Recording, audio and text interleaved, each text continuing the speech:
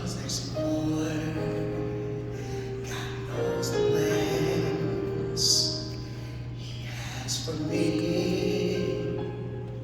He knows the thoughts He thinks toward me. And I am not an accident. I'm alive because there's more. I'm alive. I'm alive. I'm alive. I'm alive. And I am not an accident. I'm alive because there's more. Say, I'm alive. I'm alive. I'm alive. I'm alive. I'm alive. And I am not an accident. I'm alive because there's more. Say, there is more. There is more. There is more. There is more. There is more.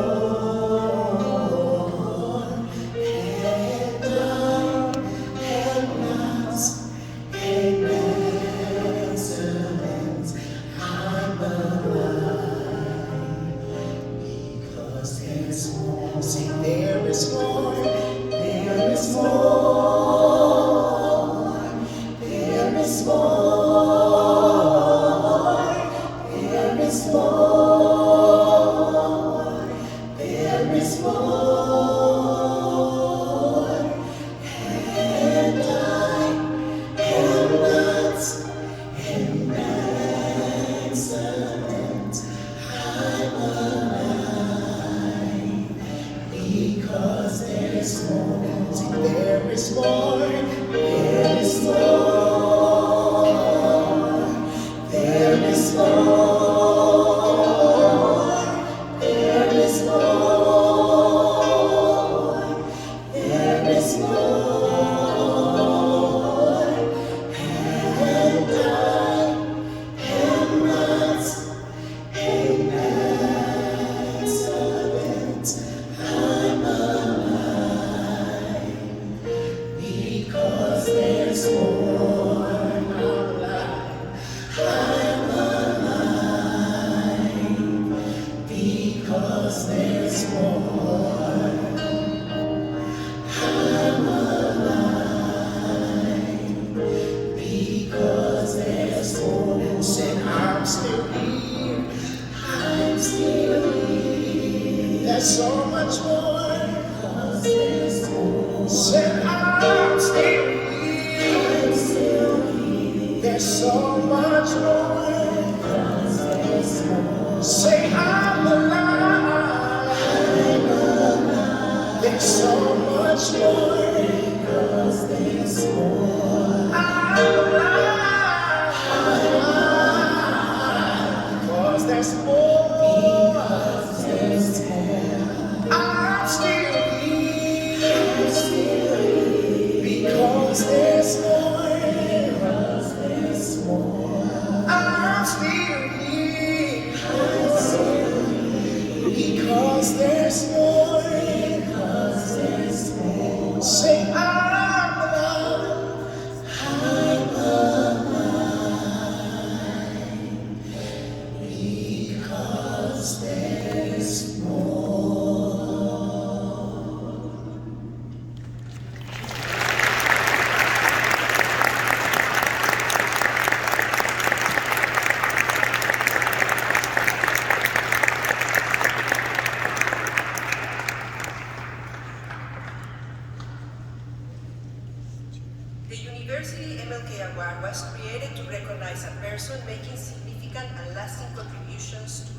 environment where diversity is honored and respected on campus and within the broader community. The award acknowledges their contributions leading long-term positive impacts of racial climate, in serving as role models who value racial diversity, and enlisting others in creating ways to improve the racial environment and enhance diversity. This year, Dr. Michael Chicalice has been selected as the 2023 MLK University Award recipient. Dr. Michael Chicalice is the first Richard and Franciola Gonson Endowed University Chair in Values-Based Leadership.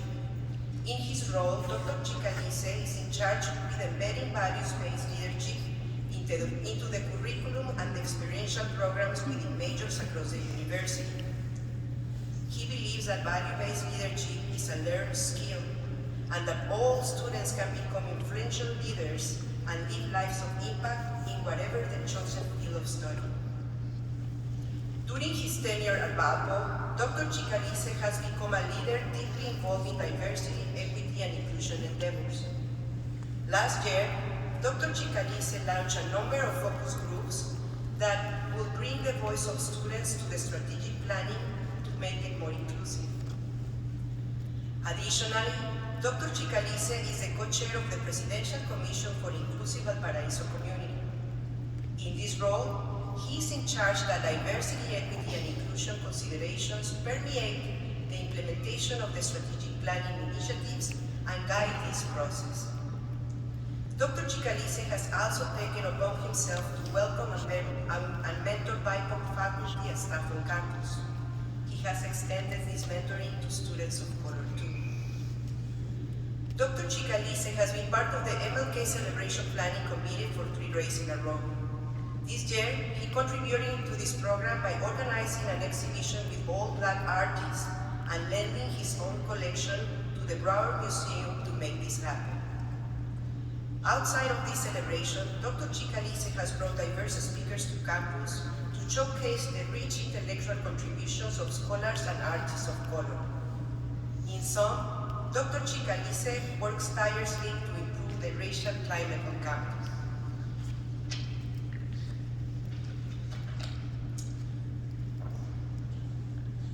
Besides his volunteer work in diversity, equity, and inclusion, Dr. Chicalice is a leadership scholar, practitioner, and educator who has a distinguished background of teaching, developing partnerships, and collaborating with broad audiences about the role of leadership education in higher education.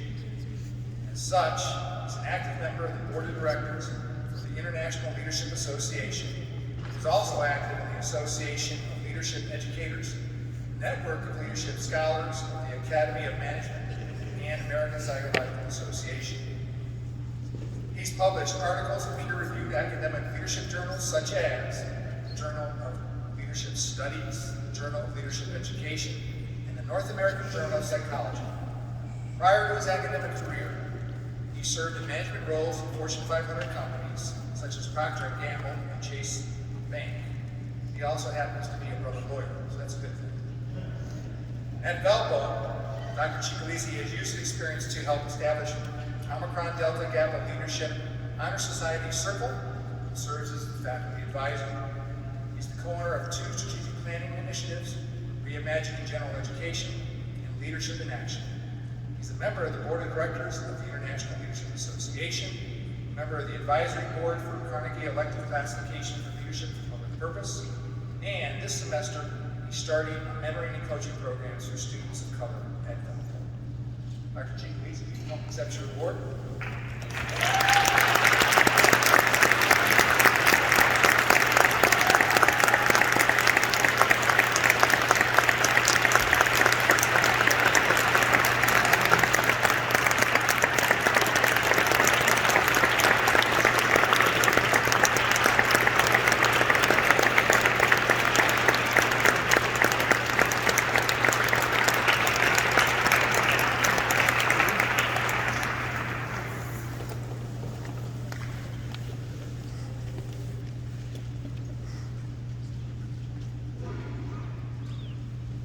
I'm also going to bring right now our guest speaker.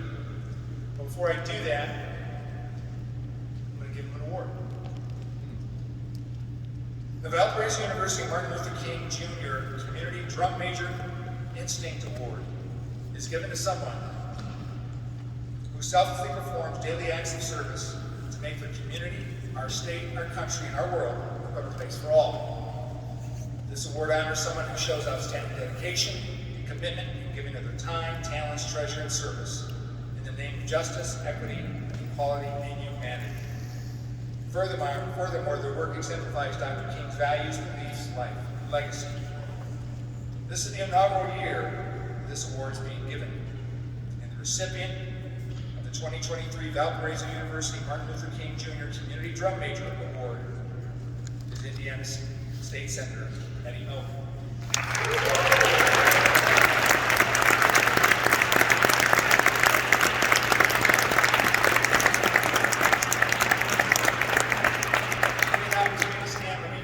Tell you a little bit about him. He was born and raised in Gary, Indiana, as the son of a railroad worker and a proud Steelworkers Local 188 union member. His father served in Vietnam, earning a Purple Heart, but returning permanently wounded, giving Eddie a first-hand insight into the challenges veterans face in our society, as well as the cost of untreated physical and mental health in local communities. Senator Melton has been recognized as a national leader in the area of youth mentoring and a rising star in the Indiana General Assembly and the Democratic Party. From 2014 to 2016, he served as the Midwest Regional Director and National Board Member for the American Association of Blacks in Energy.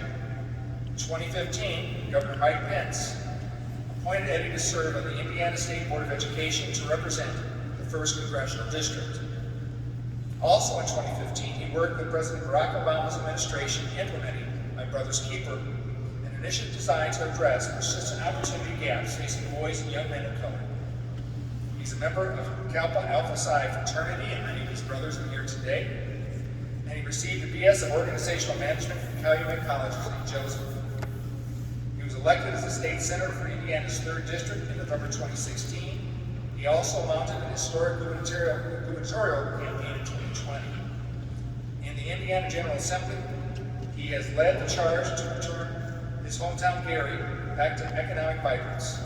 In 2022, he authored a Senate resolution urging the Legislative Council to assign the topic of providing enhanced study on Black history in each high school United States history course to the appropriate study committee. He's been recently elected by the Indiana State Democrats as the Assistant Minority Leader, making him the youngest leader in the Indiana General Assembly. He currently serves as the ranking minority member of the Appropriations and State Budget Committee. By the way, we have an earmark request.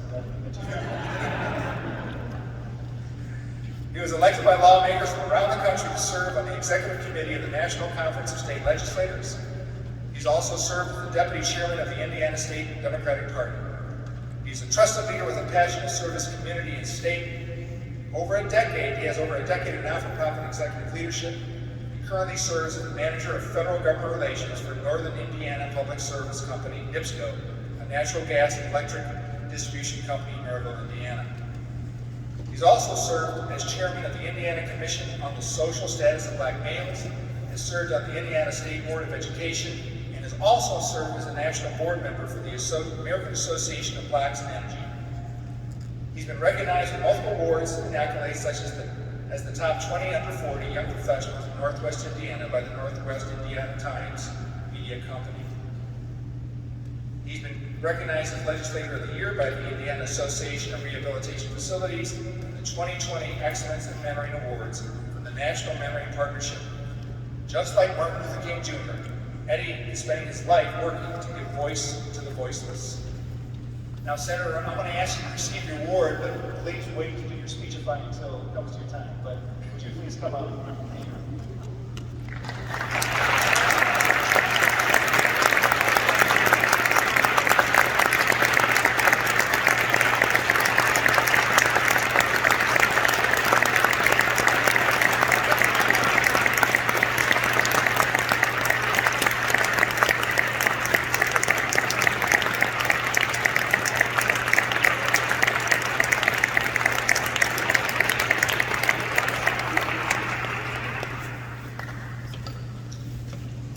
ready yet, but we'll be here soon.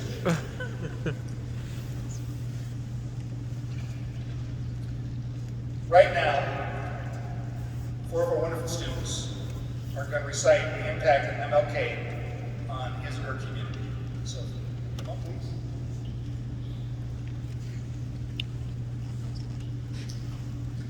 The Reverend Dr. Martin Luther King Jr. dedicated his life to nonviolent protest for civil rights in the United States. His leadership influenced ending segregation for African Americans and the creation of the Civil Rights Act of 1964. The Civil Rights Movement was the struggle for equal justice in the 1950s and 60s for Black Americans to gain the rights promised within the Constitution. The Civil War abolished slavery, but it did not end discrimination.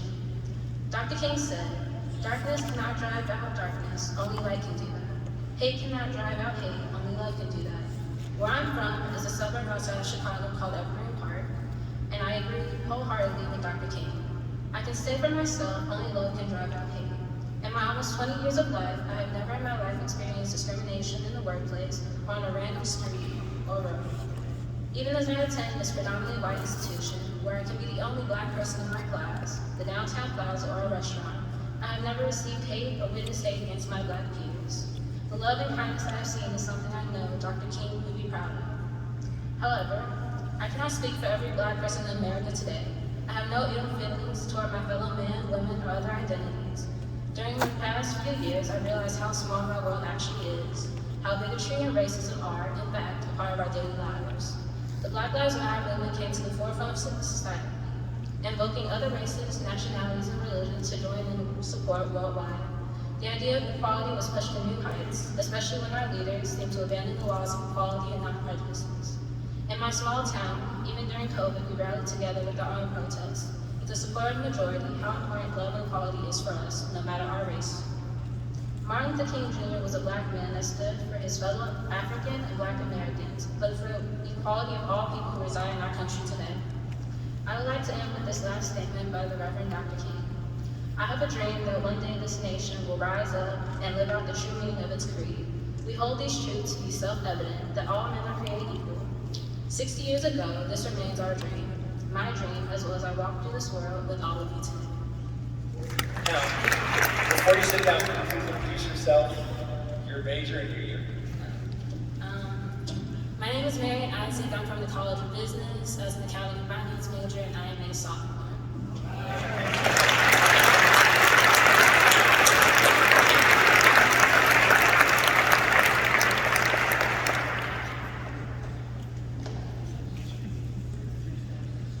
Hello, my name is Naomi Bella. I'm a sophomore, sociology and Spanish double major.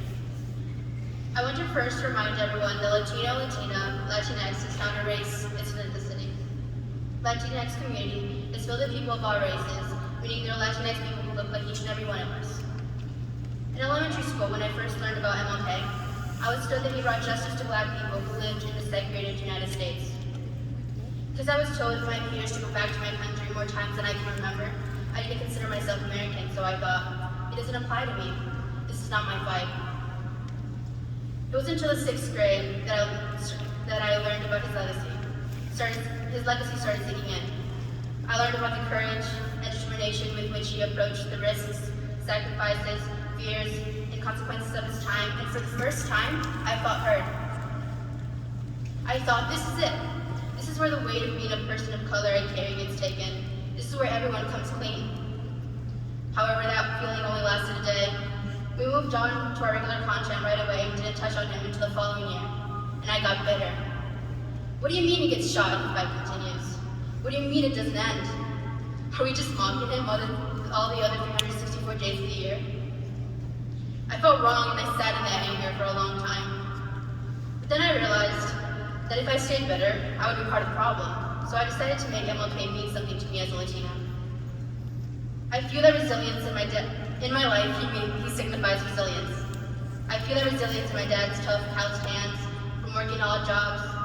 I taste that resilience in my mom's salty tears, running down her cheeks from the harassment and humiliation she faced at work for her accent. I hear that resilience in my aunt's pleas during communion, praying for the well-being of the son she has not seen in over 10 years. I see the resilience of my uncle's stress trying to find a job to support his family of 6 after getting laid off because jobs for foreigners are temporary. So while yes, we made space for MLK today in our calendar and time today to reflect on his legacy, I invite you to make time and make space every day to celebrate the voices of people of color both in history and today, especially those who are in your life, rather than limiting yourself to a day or a month. Because while there are systemic issues that need to be addressed, we cannot blame the system for our silence or for our lack of initiative to start the conversation.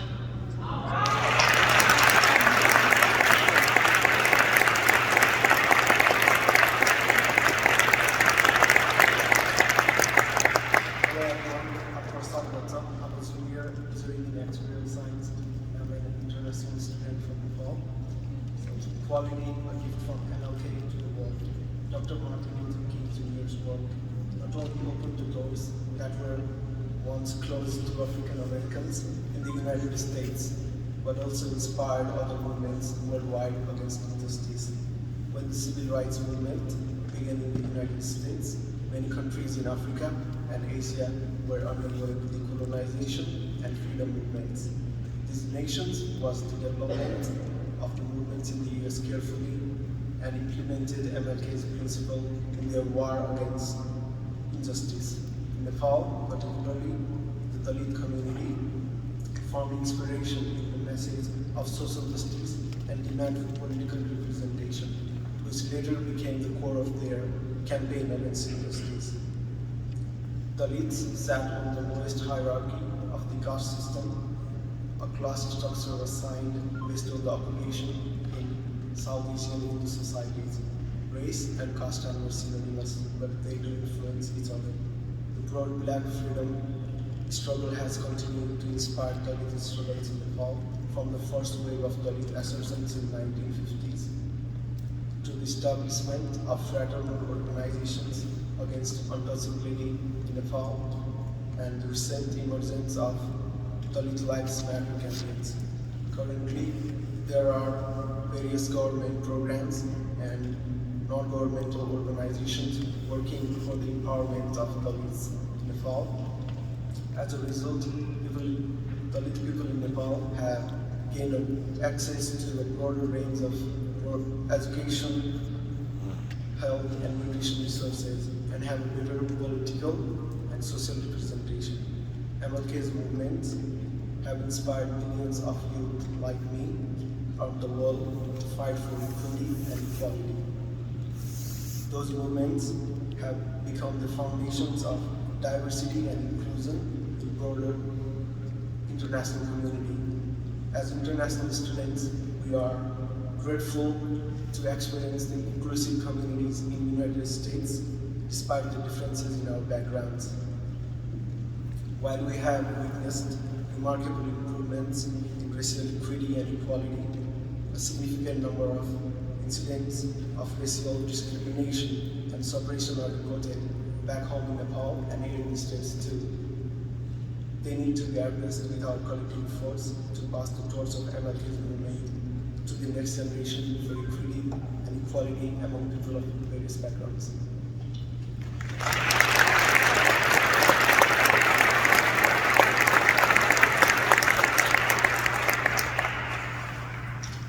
Good afternoon. My name is Hope Johnson, and I'm a first-year student here at Valparaiso University. I'm studying theology and Spanish. I would like to thank Sonia Morales and Angela Vidal Rodriguez for this honor to speak. This year, in my core class, my peers and I will be reading Reverend Dr. Martin Luther King's letter from Birmingham jail. In this letter, like the Apostle Paul, Dr. King is writing from his jail cell, ministering to all of humanity.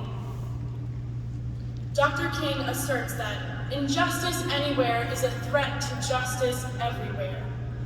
We are all caught up in an inescapable network of mutuality, tied in a single garment of destiny. Whatever affects one directly affects all indirectly. In this letter, Dr. King begins by addressing 8 Alabama clergymen. At the same time, Dr. King directly calls out the church and white people everywhere. Dr. King implores white people to use their privilege and platform to further the civil rights movement. When it comes to the reality of racism, the first step is to come to terms with the truth that we are an integral part of the problem. But the second step is to realize that we can also be an integral part of the solution. Dr. King empowers us all to dismantle systems of systemic racism and be a part of the building of the kingdom of God. We are connected together, not just through our humanity, but through the body of Christ. Dr. King wrote in an essay published in 1969 titled A Testament of Hope that white America must recognize that justice for Black people cannot be achieved without radical changes in the structure of our society.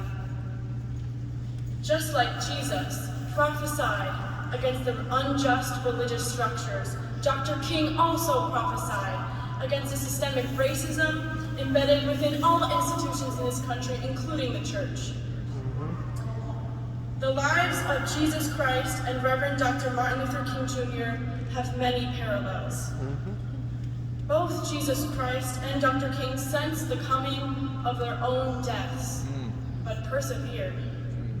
In the face of persecution, they continued to preach the gospel and advocate for justice. Dr. King's life and legacy continues to be a turning point for us as the church to realign ourselves with Jesus Christ. Working to be an anti-racist society and system is an ongoing battle, but we must be up for the fight. There is still so much work to be done together. As a word of encouragement, I would like to end with a quote from my bishop, Reverend Yehiel Curry from the Metro Chicago Synod.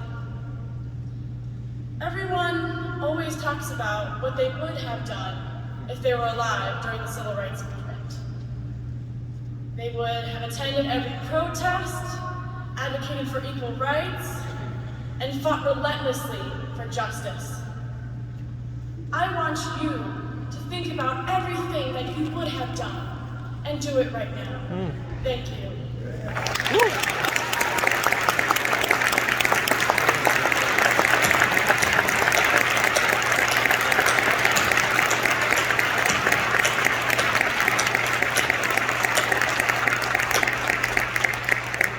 Their testimonies show that there's no age requirement to be an apostle of Christ.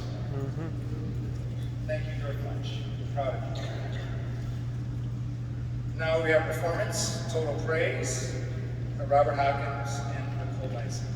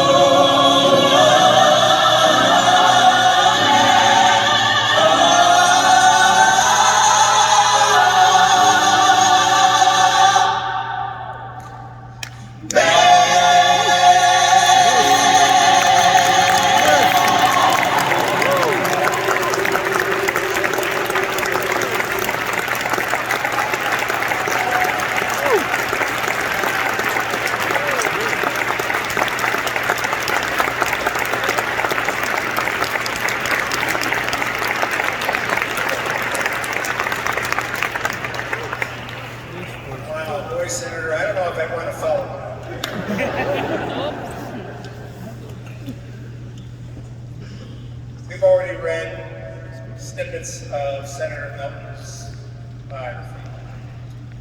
I first met him about a year or so ago when he brought his daughter and his wife here to our campus. So hopefully we're still under consideration.